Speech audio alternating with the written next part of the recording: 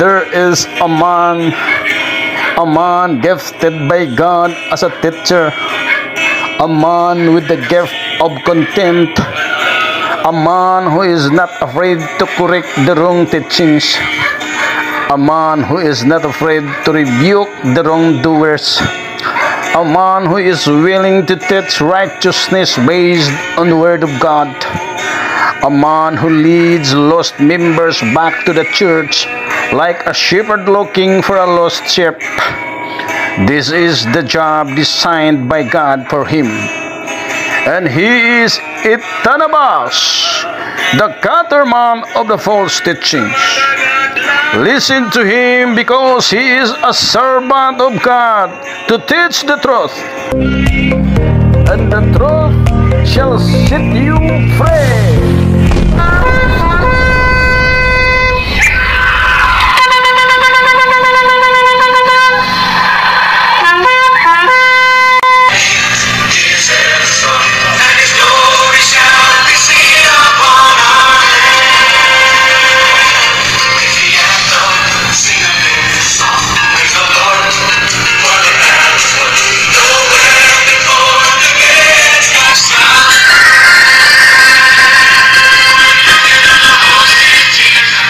Hebrews 4:12.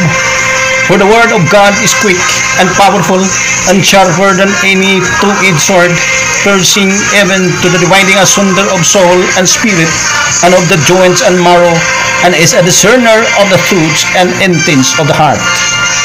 Ephesians 6:17. Take the helmet of salvation and the sword of the Spirit, which is the word of God. I am Itanabas, who is the one who breaks the crooked teaching in any different denomination.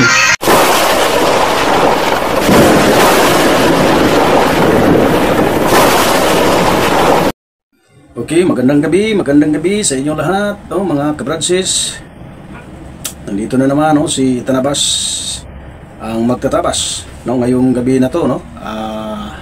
Nagbalik na naman ang ating pong kapatid si Itanabas upang magbahagi sa inyo ng salita, mensahe na galing sa banal na kasulatan kung Biblia.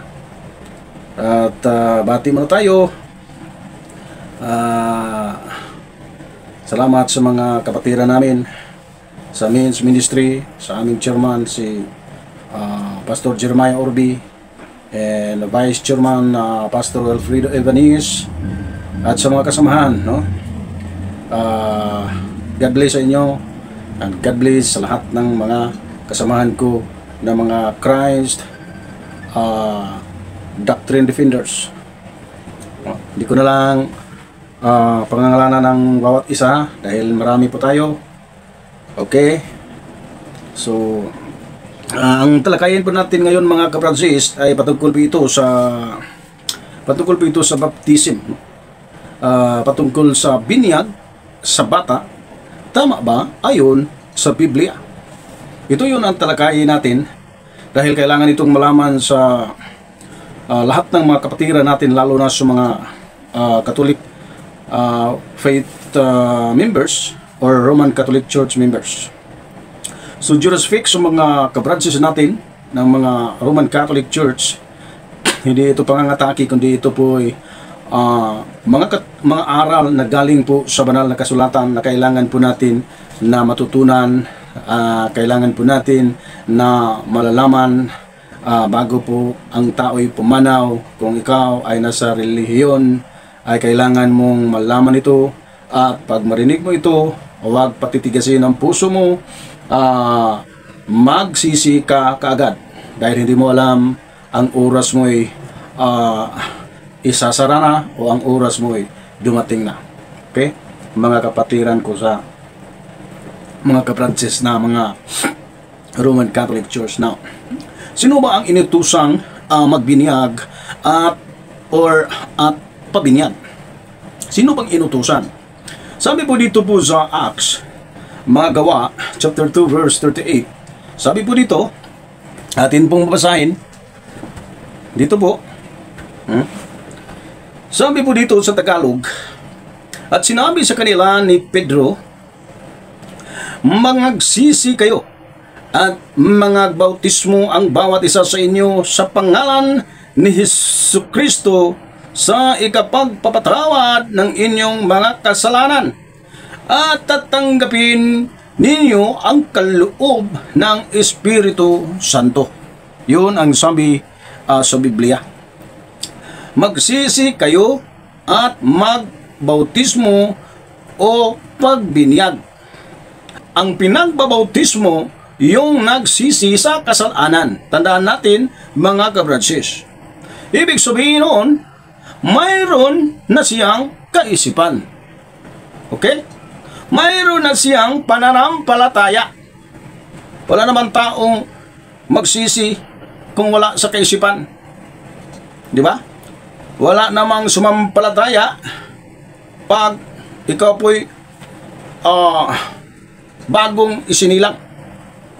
So, mayroon na siyang pananampalataya o nagsisisi na siya. Yung bata ba, yung katanungan dito, yung bata ba, pwede ba yung binyagan at magsisi? Pakinggan niyo dito, hear this mga kabransis. Dito po sa Hebrews chapter 5 verse 13, ganito po ang pagkasabi sa Tagalog version: sapagkat bawat tumatanggap ng gatas ay walang karanasan sa salita ng Diyos ng katuwiran, sapagkat siya ay isang sanggol. Yun ang sabi sa banal na kasulatan sa The Book of Hebrews. Yun ang bata ay walang karanasan sa katuwiran. Bakit mo siya pagbibinyagan? Hindi nga makakapagsampalataya yun ang bata. Kailangan gamitin natin yung common sense or sentido komon para atin pong maunawaan. Yun ang sabi sa Biblia. Walang bata na makakasampalataya. Okay? At walang bata na may karanasan patungkol sa katuwiran. Dahil kasisilang lang niya. Sanggol. Okay? Infant, mga kabransis. Now, tandaan natin mga kabransis, ang requisite ng binyag, yung sumasampalataya na.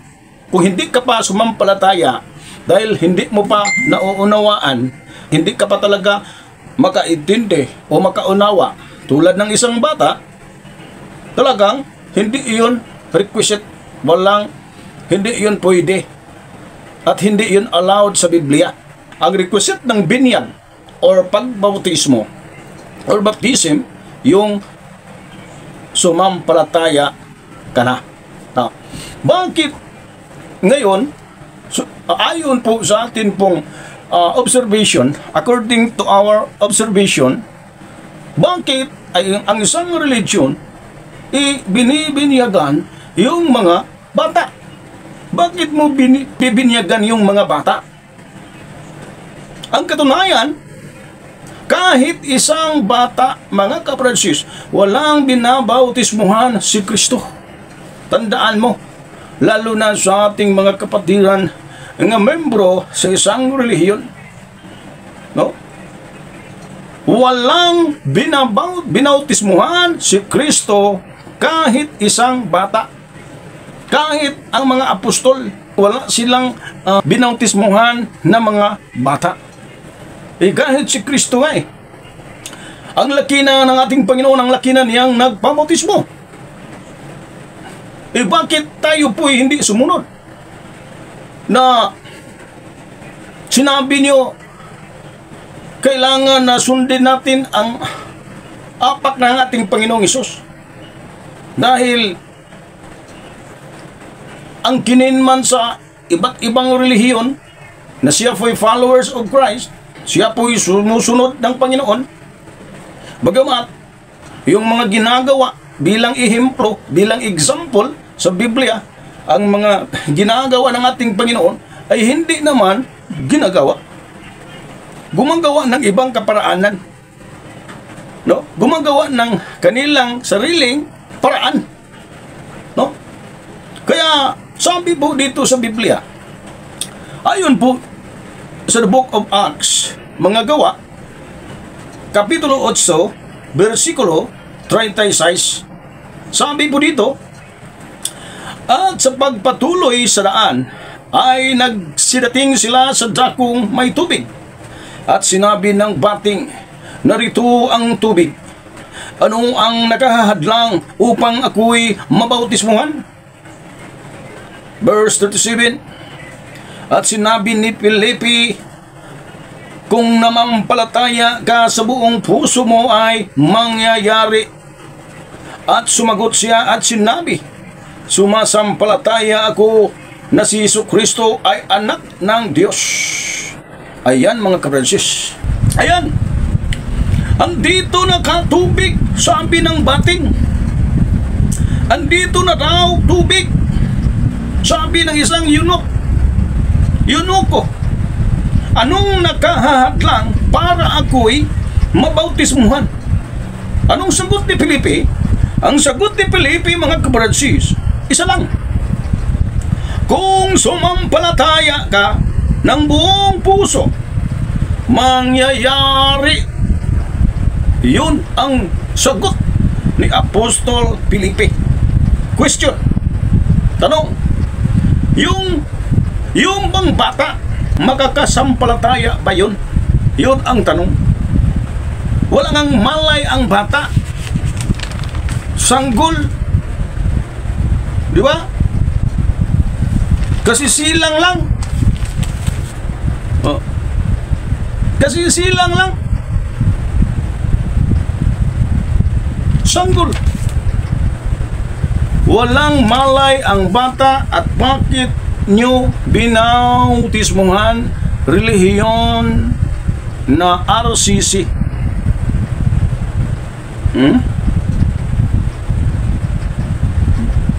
Walang malay. Kaya kayo mga ka-Francis, kailangang matuto at kailangan kayong magbasa.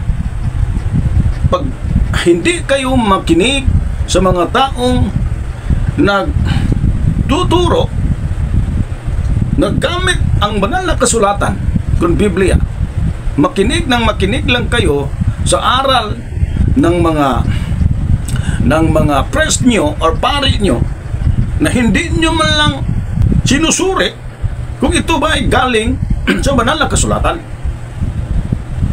Dahil yung religion na yan ay may sariling doktrina na kontra sa banal na kasulatan, kontra sa pagtuturo ng ating Panginoong Hesus, tulad na lamang sa pagbinyag ng bata.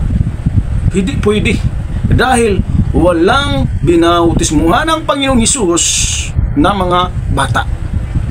Yung mga bagong anak, bagong silang, mga sanggol, infant, no, hindi allowed sa Biblia. Dahil mayroon po tayong pattern, example, halimbawa na kailangan nating sundin itong Panginoong Hesus. Kaya nasabi ng ating Panginoong Hesus doon po sa Matthew chapter 3 verse 13 to 17, patungkol po sa pagbautismo sa ating Panginoong Hesus. Dahil ang ating Panginoong Hesus ay siya po'y example.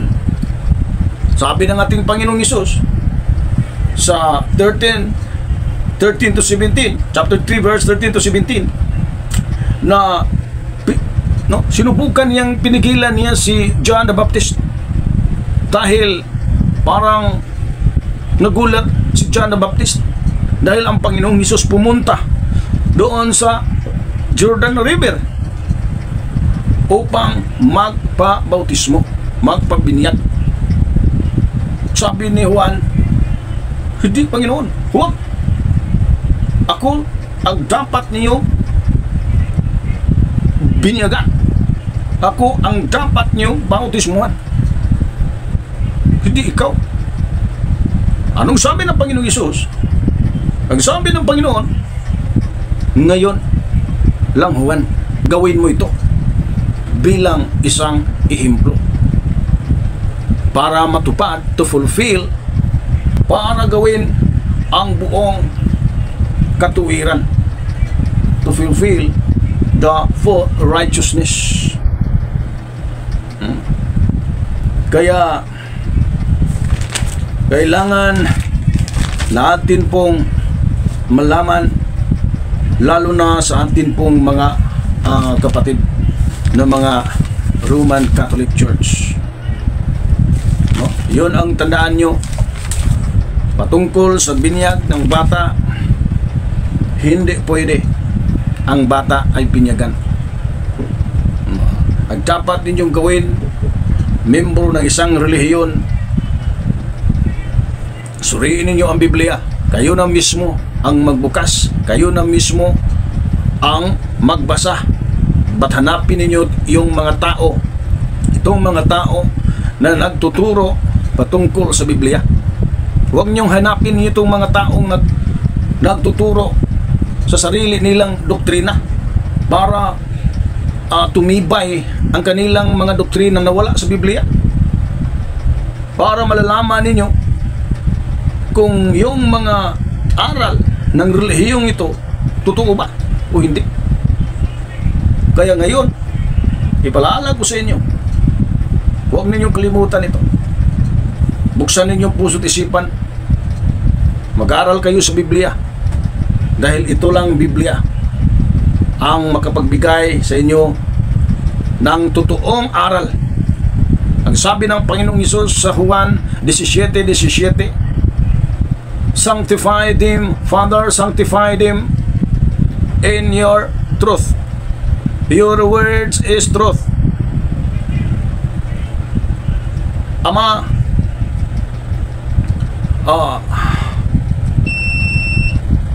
balaana sila sa imong kamatuoran, ang imong pulong kamatuoran. Yun ang sabi sa salita ng Diyos sa Cebuano. Kaya kailangan ninyong matutunan ang katotohanan. Walang ibang itinuturing katotohanan or truth, ang Biblia lang. Kaya nasabi ng Apostol Pablo doon po kay Timothy, Pastor Timothy, according to 2 Timothy 3:16, all scriptures is inspired by God and is profitable for teaching, for reproof, for correction, and for training in righteousness. Kaya ito lang salita ng Diyos, Biblia, ang kailangan ng tao para po matuto ka na lumalakad sa katuwiran. Matuto ka diyan, ititraining ka in righteousness, in righteous way. Tapos talaga kung mali ka sa wayin, i-review ka, i-correct ang dinaanan mong daan na baluktot. Tuturuan ka. Yan mga kabradsys ko, lalo na sa membro ng RCC, na dapat ninyong tandaan, salita lang ng Diyos. Yung religion na nagtuturo sa mga katisismo, aral na galing sa Batikan, aral gumawa ng libro, doon po nag-base ang mga ngaral sa RCC. Itong mga saserdote, mga kaparian. Kaya makinig kayo ng maigi. Hanapin niyo yung mga tao, no? Yung mga tao na nagtuturo sa Biblia at pinupuri talaga ang Panginoong Hesus, hindi ang pangalan ng relihiyon. Ini-exalt talaga ang pangalan ni Jesus. Niluwalhati ang pangalan ni Jesus. Dinakila ang pangalan ng Diyos. Hindi dinakila yung religyong pangalan sa religion nyo. Dahil walang ibang dakilain, purihin, luwalhatiin ang Panginoong Diyos, ang Panginoong Jesus, ang tagapagligtas. Hanapin niyo yung mga taong nagtuturo patungkol kay Jesus Christ, the personal Savior, Jesus Christ, the Savior of the universe. Yun ang hanapin nyo. Yung mga mangangaral na nangangaral patungkol sa kanilang religion, itakwilin nyo yan. Dahil baka naman sa kahuli-huli ang araw, magsisi kayo. Sa palagay ninyo nasa tama kayo, ngunit sa huli pala ay kaparusahan ang inyong dadatnan. Kaya nandito lang po tayo mga kabratsis. Ito lang po ipagbalik natin dito po sa maliit na studio. Kababalik lang po natin dahil kami po ay busy sa mga gawain sa church, sa pag-proclaim sa salita ng Diyos sa labas, outside the church, sa iba't ibang lugar sa Pilipinas. Kami po ay busy at si Tinabas din ay busy sa nagpupunta sa mga yung nagbibisita, no? Binisita itong mga kapatiran, lalo na sa mga kapatiran na medyo lumalayo sa Panginoon dahil hindi kaya mamuhay na may kabanalan. Kaya ngayong gabi na to mga kabratsis, iiwanan ko itong salita na kayo pagpalain kayo ng Diyos, no? Iingatan kayo ng Diyos. Tapos mayroon divine protection sa buhay niyo at sa pamilya ninyo pag kayo po'y makinig, pag kayo po'y mag-surrender sa Panginoon, no? Kaya maraming salamat sa lahat ng mga manood sa vlog na to sa Itanabas Channel. Purihin ang Diyos, purihin ang Panginoon. To God all be the glory.